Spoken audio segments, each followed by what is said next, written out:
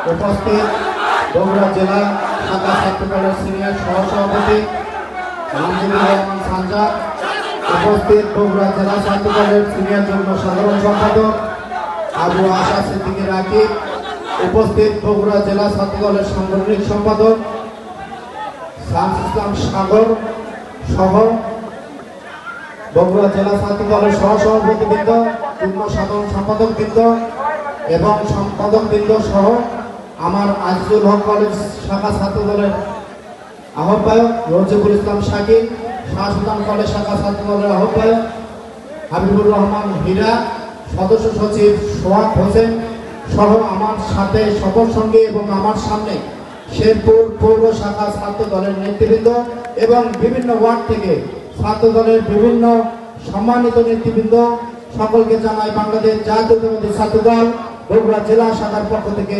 সালাম, আসসালামু আলাইকুম। সম্মানিত উপস্থিতি, দীর্ঘ বহু বছর পর এই শেরপুর পৌর শাখা ছাত্রদলের কর্মী সম্মেলন হচ্ছে। বন্ধুরা,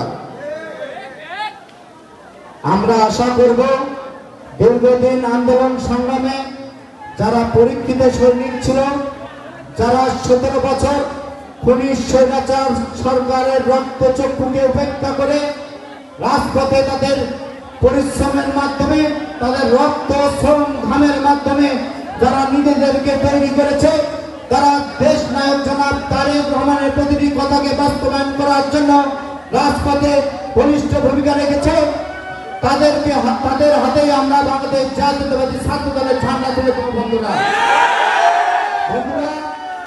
এখানে কোনো 5 তারিখের পর কোনো অনুপ্রবেশকারীকে কোনো স্থান দেওয়া হবে না।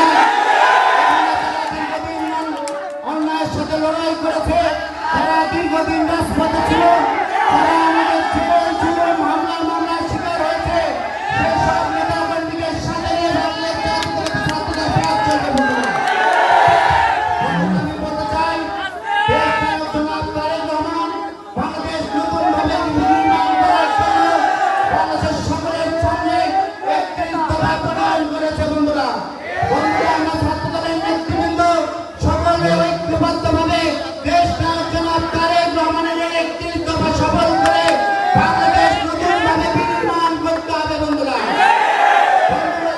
আজকে দেশ নায়ক জনাব তারেক রহমানের হাতকে ধরে পুরো বাংলাদেশ জাতীয়তাবাদী দল সহ বাংলাদেশের সকল জনগণ ঐক্যবদ্ধ। বন্ধুরা, দেশ নায়ক জনাব তারেক রহমান বাংলাদেশের যেখানে যে আসনে যাকে নমিনেশন দিবে, যে ধানের শেষের প্রতীক নিয়ে মাঠে নামলে বাংলাদেশ জাতীয়তাবাদী ছাত্রদল তাকে পুরো সমর্থন করে আমরা রাজপথে ধানের শীষকে বিজয়ী করে ঘরে ফিরব। আমরা সকলে আপনাদের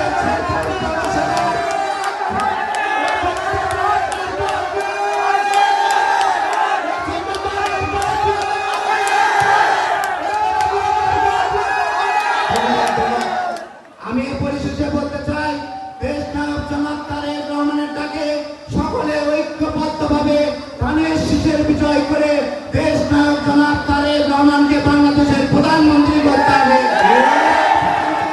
আমরা কখনো ঘরে ফিরে যেতে পারি না। বন্ধুরা, আমরা কিছুদিন ধরে লক্ষ্য করছি কিছু রাজনৈতিক সংগঠন আমাদের গ্রামগঞ্জে ঢুকে ভেস্তের টিকিট বিক্রি করে তারা তাদের সাংগঠনিক কার্যক্রম পরিচালনা করছে।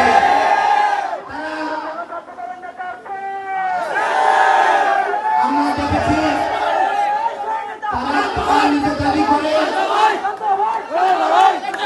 নিজেরা দাবি করে তারা একটি মুসলিম সংগঠন, কিন্তু আমরা কিছুদিন আগে লক্ষ্য করেছি একটি পূজা মণ্ডপে যে তারা প্রকাশ্যে বলছে পূজা এবং রোজা একই।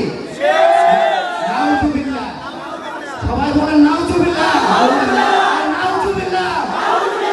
ধর্ম ব্যবসায়ীরা পূজা এবং রোজা কোনোদিন এক হতে পারে না। পূজা পূজার জায়গায়, আমাদের রোজা রোজার জায়গায়।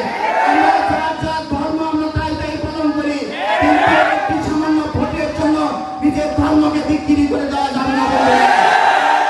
পূজার জায়গায় পূজা সঠিক সুন্দরভাবে হবে। দেশ নায়ক জনাব তারেক রহমানের নির্দেশনায় আমরা বাংলাদেশ জাতীয়তাবাদী ছাত্রদল প্রতিটি পূজা মণ্ডপ আমরা পাহারা দিয়েছি। জেলায় নয়,